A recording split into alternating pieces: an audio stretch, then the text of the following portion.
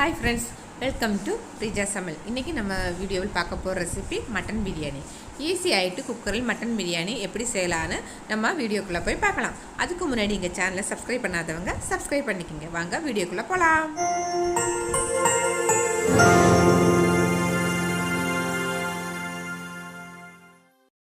Cooker அடுப்பில் வச்சிருக்கேன். Cooker காஞ்சதும் நம்ம ஒரு ஸ்பூன் நெய் விட்டுக்கலாம்.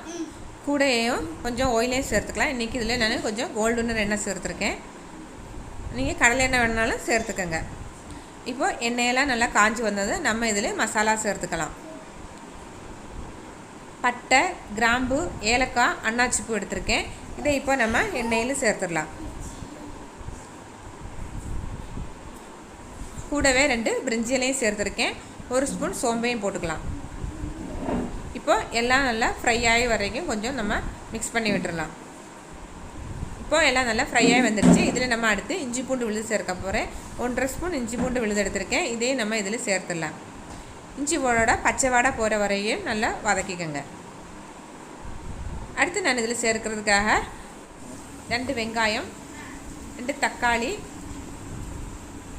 பச்சை மிளகாய், புதினா, மல்லி எல்லாத்தையும் எடுத்து வச்சுருக்கேன். வெங்காயம் இந்த மாதிரி சின்ன சின்னதாக நறுக்கி வச்சுருக்கேன். ஃபஸ்ட்டு நம்ம வெங்காயத்தை சேர்த்துடலாம்.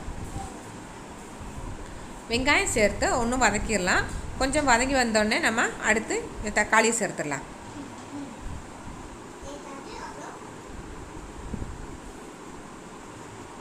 நல்லா கொஞ்சம் வதக்கி விட்டுக்கோங்க. இப்போ கொஞ்சம் வதங்கிடுச்சு. நம்ம எடுத்து வச்சுருக்கிற தக்காளியும் சேர்த்துடலாம். இது ரெண்டையும் இன்னும் கொஞ்சம் நல்லா வதங்குறதுக்காக கொஞ்சோண்டு உப்பையும் போட்டுக்கலாம். இது ரெண்டையும் நல்லா வதங்கி வந்த உடனே நம்ம எடுத்து வச்சுருக்கிற பச்சை மிளகாவும் மல்லி புதினாயும் கூடவே சேர்த்துடலாம். இப்போது இது எல்லாத்தையும் போட்டு எல்லாம் நல்லா வதங்கி வரட்டும். எல்லாம் நல்லா வதங்கி வந்துடுச்சு. இப்போது இதில் 1 ஸ்பூன் மிளகாய்த்தூள், 1 ஸ்பூன் மல்லித்தூள், 1/2 ஸ்பூன் கரம் மசாலா பொடி, ஒரு 1/4 ஸ்பூன் அளவுக்கு மஞ்சத்தூள் இன்றைக்கி பிரியாணி மசாலாவில் நான் சேர்க்குறேன். இது எல்லாத்தையும் சேர்த்து நல்லா பச்சை வாடை போகிற வரைக்கும் வதக்கிடலாம். அடுத்து நான் எடுத்து வச்சுருக்கிற 1/2 கிலோ மட்டன் இதில் சேர்க்க போகிறேன். இதையும் சேர்த்து ஃபஸ்ட்டு நம்ம மட்டனை வேக விட்டு எடுத்துக்கலாம். இப்போ இதுக்கு தேவையான அளவுக்கு தண்ணியை மட்டும் ஊற்றி 3 விசில் விட்டு நம்ம எடுத்துடலாம். அப்போதைக்கு மட்டன் ஒரு 3/4 வேக்காடு வெந்திருக்கும். மீதி இருக்கிற நம்ம அரிசி வேக போடும்போது சேர்ந்து வெந்துடும். சொல்லி தண்ணி ஊற்றிட்டேன். நம்ம மூடி வச்சிடலாம்.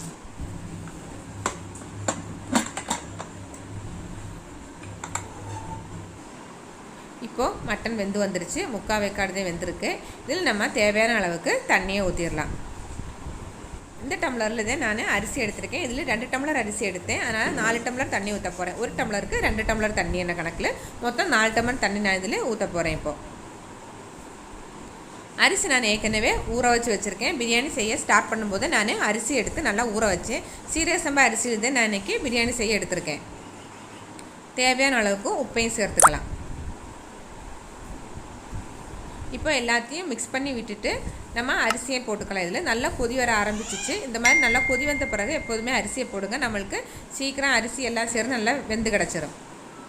இப்போ மூடிடலாம். மூடி வச்சு 3 விசில் மட்டும் விட்டுக்கலாம். 3 விசில் விட்டால் போதும். அதுக்கு மேலே விட வேணால் குழஞ்சி போயிடும். 3 விசில் விட்டு நம்ம இப்போ பிரியாணி எடுத்துடலாம். இப்போ நம்மளோட பிரியாணி ரெடி ஆயிடுச்சு. ஓப்பன் பண்ணி பார்க்கலாம். பிரியாணி சூப்பராக வந்துருச்சு. இப்போ இதுக்கு மேலே நம்ம 1 ஸ்பூன் நெய்யை விட்டுக்கலாம். நெய்யை விட்டு எல்லாத்தையும் ஒரு தடவை மிக்ஸ் பண்ணி நம்ம இப்போ பரிமாறிடலாம். சூப்பராக பிரியாணி வந்துருச்சு. நல்லா உதிரியாக ஒன்றுக்கு ஒன்று ஒட்டாமல் சூப்பராக வந்துருச்சு பிரியாணி. நீங்களும் இந்த மாதிரி செஞ்சு பாருங்கள். செஞ்சு பார்த்துட்டு எப்படி இருக்குது எனக்கு சொல்லுங்கள்.